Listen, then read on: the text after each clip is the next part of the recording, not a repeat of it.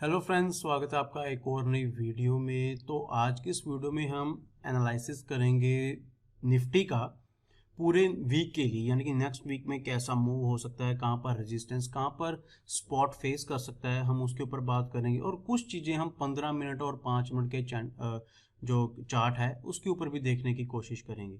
तो चलिए सबसे पहले हम देख लेते हैं कि हमें ये चीज़ें कैसे पता लगानी होती हैं, क्या चीज़ों को मैं फॉलो करता हूँ। क्योंकि मेरा मेन मोटिव होता है, मैं बहुत लंबे टारगेट के लिए कभी नहीं जाता। मैं दिन में छोटे 2 या 3 ट्रेड करता हूँ, लेकिन छोटे छोटे टारगेट से लिए 50 से 60 पॉइंट के लिए। जो प्रीमियम, अगर प्रीमियम की बात करें तो 20-30 का जो प्रीमियम होता है वो मेरे लिए इनफ होता है। तो हम इस चीज़ों के ऊपर बात करेंगे, कैसे क्या सेटअप तैयार करता हूँ मैं, क्या चीज़ें देखता हूँ, तो हम उनके ऊपर बात करते हैं।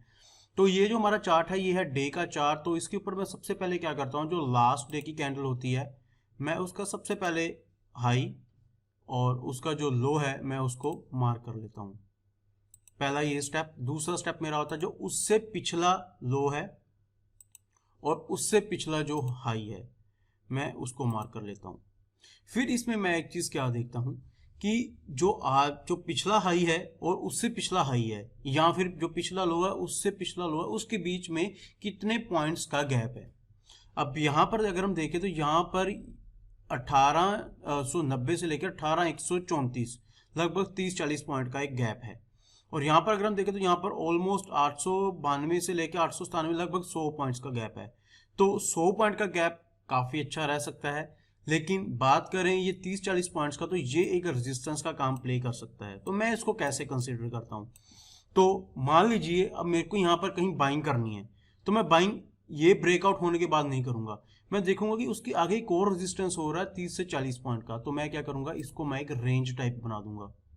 ऐसे मैं इसको अपने चार्ट पर ऐसे मार्क कर लूंगा। अब मेरे लिए जो रेजिस्टेंस है वो ये पूरे का पूरा एक फ्लो है, यानी कि ये रेंज जब टूटेगी मैं तो ही इसमें एंटर करूंगा निफ्टी में, अदरवाइज मैं एंटर नहीं करूंगा। यहां पर जाए, थोड़ी देर सस्टेन करने के बाद ऊपर जाए तो ही मैं इसमें एंटर होऊंगा। तो मेरा नेक्स्ट टारगेट क्या होगा, मेरा पहला टारगेट आएगा 201 का, और उसके बाद जो मेरा नेक्स्ट टारगेट निकलेगा लगभग 265 का, और 265 के बाद जो छोटा टारगेट आएगा 318 का। ये मैं 3 टारगेट्स निकालूंगा अपने, या फिर अगर उसके बाद, क्योंकि यहाँ पर ये अगर यहाँ पर कुछ अच्छे टाइम स्पेंड करता तो ये वाला टारगेट काफ़ी तेजी से आएगा। वो क्यों आएगा, क्योंकि यहाँ पर देखिए रेजिस्टेंस नहीं है, यहाँ पर छोटे छोटे रेजिस्टेंस हैं।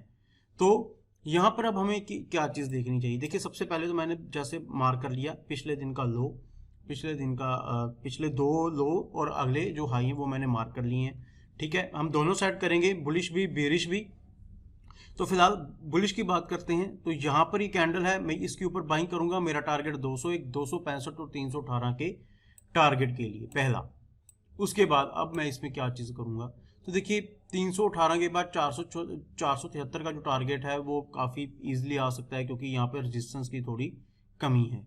और 134 से 201 लगभग हमारे 70 से 80 पॉइंट होते हैं, 201 से 65 पॉइंट होते हैं, 265 से 318 ये चीज़ हमें तंग कर सकती है। क्यों कर सकती है, देखिए पहली बात, इसमें सिर्फ गैप कितना है, ये लगभग 70 है, तो बेशक 60 पॉइंट का इसमें गैप है, लेकिन 301 स्ट्रॉन्ग रेजिस्टेंस है क्योंकि साइकोलॉजिकल लेवल है।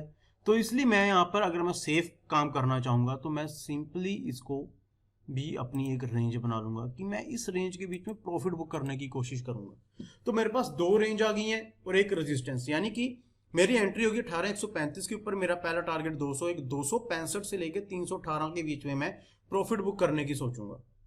क्यों, क्योंकि ये रेजिस्टेंस काफ़ी नज़दीक है, ऊपर 18300 का एक साइकोलॉजिकल लेवल भी है, तो ये चीज़ें भी ध्यान में हमें रखनी होती हैं। यहाँ पर अगर मैं बात करूँ तो ये जो पॉइंट है यहाँ पर मैं प्रॉफिट बुक करने की कोशिश करूंगा, लेकिन यहाँ पर जब ये सस्टेन करेगा, अच्छा खासा सस्टेन करेगा, तो उसके बाद मैं इस टारगेट के लिए मूव करूंगा, जो 18473 का टारगेट है। तो ये हमने जो एनालिसिस किया है बुलिश साइड किया है। बात कर लेते हैं बेरिश साइड की। तो बेरिश साइड में देखिए ये इसका लो है, उसके बाद सीधा यही लो आ रहा है, उसके बाद जो नेक्स्ट लो आ रहा है वो ये आ रहा है। यानी कि अगर हम बात करें ऊपर की, तो ऊपर में रेंज काफ़ी बनी होती है, लेकिन नीचे की जो रेंज है वो कम है। तो सबसे पहले मैं क्या करूँगा, देखिए इसके मेरा एक अलग लॉजिक रहता है। मैं हमेशा काम करता हूँ कुछ ऐसे तरीके से। अब मान लीजिए ये एक पूरी कैंडल है, इस पूरी कैंडल ने कितना यहाँ से 17,885 से 1890 तक का एक पूरा कैंडल शो की। लेकिन अगर बात करें पिछली कैंडल की, पिछली कैंडल का हाई है, ठीक है, पहले ही उसके नीचे गया और उसके बाद इसने इसका ब्रेकआउट किया, तभी इसमें बाइंग आई। तो मैं अब क्या करूंगा, इस कैंडल का लो और पिछली कैंडल का हाई, ये पूरे का पूरा मैं एक स्पॉट बना लूंगा मैं इसकी। या फिर इसमें अगर मैं यहाँ पे बेरिश होता हूँ तो मैं इसको एक स्पॉट की तरह यूज करूंगा, या फिर यहाँ पे मैं प्रॉफिट बुक करने की कोशिश करूंगा। ठीक है, इसकी स्पॉट होगी। क्यों? क्योंकि ये एक छोटा सा ही रेंज है, 931 से लेके 885 तक का रेंज है, लगभग 40 पॉइंट का रेंज है। तो मैं इसको इस तरीके से देखूंगा कि ये एक रेजिस्टेंस है, एक स्पॉट है मेरे टाइप के लिए। यहाँ अगर मैं बेरिश हूँ तो यहाँ पर मैं आने के लिए एक अच्छा खासा एक प्रॉफिट बुक करने की कोशिश करूंगा। उसके बाद अगर यहाँ पर सस्टेन करने के बाद नीचे करता है तो 17,797 और 17,711 के टारगेट के लिए मैं मूव करूंगा। तो ये सिंपल सा सिनेरियो है, वीक के लिए है मेरा पूरा सिनेरियो ये।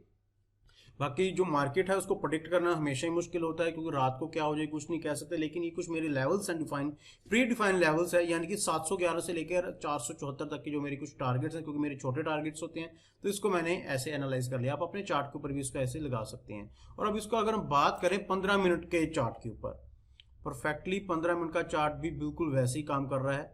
छोटे छोटे टारगेट्स हैं हमारे लिए, ठीक है, क्योंकि 15 मिनट के चार्ट के ऊपर हमारे पास ये परफेक्टली चीज क्यों आ रही है, क्योंकि हमारे जो टारगेट्स हैं वो डे के ऊपर भी छोटे हैं। क्योंकि पिछले कुछ दिनों से जो मूवमेंट है वो काफी छोटी हुई है, इसलिए मैंने जो टारगेट्स हैं वो छोटे रखे हैं। तो इससे मुझे बेनिफिट क्या है, इसमें बेनिफिट सबसे बढ़िया मेरे को ये है, देखिए अब ये मार्केट है यहाँ पर 18,090 पे, तो एक दिन में ज्यादा से ज्यादा कितना, अगर नॉर्मल मार्केट भी हो तो 200 या 230 के अराउंड निफ्टी एक दिन में मूव देती है। ठीक है, मंडे को मार्केट बंद है, ट्यूसडे को ओपन होगा, तो मेरा तो यही सिनेरियो रहेगा। 1890 से लेकर मैं पहला टारगेट मतलब पहले दिन की जो क्लोजिंग फेस सोच रहा हूँ वो 265 तक हार्डली मैं सोच रहा हूँ। 265 तक इस यहीं तक के लेवल्स के बीच में ही मेरे ख्याल से ट्रेड करना चाहिए। उसके बाद जो नेक्स्ट लेवल आएगा 300 से लेकर 473 तक का जो टारगेट आएगा। तो 15 मिनट के चार्ट के ऊपर आप ऐसे इसको एनालाइज कीजिए। सेम जो आपका वन डे वाले चार्ट है वो सेम इसके ऊपर काम करेगी, क्योंकि हमारे टारगेट ऑलरेडी हमने छोटे रखे हैं। तो 15 मिनट के ऊपर सस्टेन करना काफी जरूरी। क्यों? क्योंकि देखिए अगर हम डे के ऊपर अगर हमने टारगेट्स ही 250 पॉइंट के 150 पॉइंट के रखे होते तो वो चीज 15 मिनट के उसके ऊपर काम नहीं करती। तो मेरे जो भी लेवल्स होते हैं जो मैं डे के ऊपर लगाता हूँ वो मेरे 15 मिनट पे भी काम करते हैं, वो 5 मिनट पे भी काम करते हैं। तो मेरे को अलग से चार्ट लगाने की जरूरत नहीं होती। मैं पहले ही जो डे चार्ट होता है उसको मैं देख लेता हूँ अच्छे से, उसके ऊपर कुछ लेवल्स ड्रॉ कर लेता हूँ, उन्हीं को ही मैं 5 मिनट और 15 मिनट के एनालिसिस के लिए करता हूँ। तो ये 15 मिनट का लेवल है, बिल्कुल परफेक्टली है। छोटे छोटे टारगेट्स हैं तो हमें छोटे टारगेट्स ही चाहिए होते, ज्यादा मूव की अगर हम कोशिश करते हैं तो वहां पर हमें लॉस हो सकता है। तो इन चीजों का हमें ध्यान रखना चाहिए। और अगर हम बात करें 5 मिनट की कैंडल की, सिंपल सिनेरियो, ये सबसे बड़ी चीज है जो मेरे को सबसे ज्यादा पसंद है। वो क्या? वो यही लेवल्स ही हैं। अब देखिए 5 मिनट की कैंडल्स है, अगर यहाँ पर क्लोजिंग होती है, यहाँ पर थोड़ा बहुत सस्टेन करती है, तो मैं 134 तक का टारगेट क्यों नहीं लूंगा? या फिर अगर मेरे को सेफर साइड चलना है तो 134 के ऊपर भी अगर 5 मिनट की 20-25 मिनट कैंडल यहाँ पर सस्टेन कर जाएगी तो 200 का टारगेट आने में कोई ज़्यादा देर नहीं लगेगी। तो इसीलिए मैं सबसे पहले अपनी जो प्रेपरेशन है वो डे के ऊपर करता हूँ। लोग पहले डे का लगा लेते हैं, फिर 15 के ऊपर अलग से चार्ट करते हैं, 5 मिनट के ऊपर अलग से करते हैं। तो मैं ऐसा मोस्टली नहीं करता हूँ, मैं डे के ऊपर ही चार्ट लगाता हूँ, अपना छोटे छोटे टारगेट से डिफाइन करता हूँ, ताकि वो मेरे को 15 मिनट और 5 मिनट में मेरे को चेंजेस करने की जरूरत ना लगे। हाँ, अगर मेरे को 5 मिनट और 15 मिनट के बीच में कोई चार्ट पैटर्न दिखे, लाइक कोई भी चार्ट पैटर्न हो, चाहे वो असेंडिंग में हो, चाहे डिसेंडिंग में हो, चाहे किसी भी तरह का कोई बीरिश पीनट हो, बुलिश पीनट हो, या कोई भी किसी तरह का लेवल हो, या फिर डोजी को या फिर हैमर को मैं प्ले करना काफी पसंद करता हूँ सपोर्ट एंड रेजिस्टेंस पे, तो मैं उसको देख सकता हूँ। अदरवाइज मेरे लेवल्स ऐसे ही डिफाइन होते हैं और जो कि काफी अच्छा रिवार्ड देते हैं। अब यहाँ पर हम एक चीज और कर सकते हैं। अब मान लीजिए अब यहाँ पर अगर हम देखें 925 से लेकर 1890 तक का जो टारगेट है ये काफी लंबा हो सकता है अगर हम बेरिश साइड की बात करें, है ना। तो हम क्या कर सकते हैं, हम यहाँ पर एक लेवल लगा सकते हैं। क्यों? क्योंकि यहाँ पर मार्केट गई 5-6 मिनट 3-4 कैंडल्स, यानी कि आधा घंटा सस्टेन किया, यहाँ से मूव किया, तो यानी कि यहाँ पर अच्छी खासी बाइंग आई है, तो बाद में इसको सपोर्ट का काम कर सकता है। तो छोटे छोटे लेवल्स आप अपने वहां पर, क्योंकि 5 मिनट का चार्ट है तो आप इसको ड्रॉ करके रख सकते हैं, एटलीस्ट आपको एक आइडिया हो जाएगा। अब देखिए सिंपल सी बात है, आपको 90 पॉइंट यहीं पे मिल रहे हैं, तो आप इसको भी यहाँ 85 का राउंड लगा लीजिए, आपके 85 पॉइंट्स यहाँ पे भी मिल रहे हैं, तो आप इतना भी प्रॉफिट बुक कर सकते हैं। आपको जरूरी थोड़ा कि आपको 925 तक जाना ही जाना है, क्योंकि यहाँ से जबरदस्त बाइंग आई तो हो सकता है ये स्टॉक, ये निफ्टी है दोबारा यहाँ पर आए, यहाँ पर सस्टेन करे, यहाँ से फिर दोबारा ऊपर चली जाए। तो हमें 5 मिनट के जो चार्ट है उसको एक बार, जैसे हमने डे का लगाया है प्रॉपर, पहले जो हमने जो भी सारा एनालिसिस किया उसके बाद आप 5 मिनट का थोड़ा चार्ट को बड़ा करके लगा सकते हैं। अगर आपको यहाँ पर लगे कुछ ऐसा, यहाँ तो पैटर्न बन रहा हो, आप उस पैटर्न को जरूर ड्रा कीजिए। अदरवाइज आप कुछ ऐसा हो जैसे कि ये था, यहाँ पर पहले ऊपर गई उसके बाद ये सस्टेन नहीं किया, 20-25 मिनट यहाँ पर सस्टेन करने के बाद ऊपर गया, तो ये भी एक आपके लिए रेजिस्टेंस और सपोर्ट का काम कर सकता है। तो आप अपने चार्ट को बहुत सिंपल रखिए। मैं 2 चार्ट लगाता हूँ हमेशा, एक तो डे के ऊपर जितना भी मेरा सारा एनालिसिस है इसको मैं एक चार्ट की इधरली साइड लगा लेता हूँ। उसमें क्या बेनिफिट रहता है कि उसको चाहे मैं 5 मिनट पे करूँ, चाहे 15 मिनट पे कर लूँ, या 1 डे पे कर लूँ, वो चार्ट ऐसा ही रहेगा, मेरे को एक आइडिया हो जाएगा। और दूसरा जो चार्ट होता है मेरा, वो उसको मैं क्लीन रखता हूँ, उसको 5 मिनट और 15 मिनट वाला क्लीन रखता हूँ। वहां पर अगर कोई चार्ट पैटर्न बन रहा है तो मैं उसको ड्रा करूंगा, अदरवाइज मेरा यही चार्ट काम करेगा।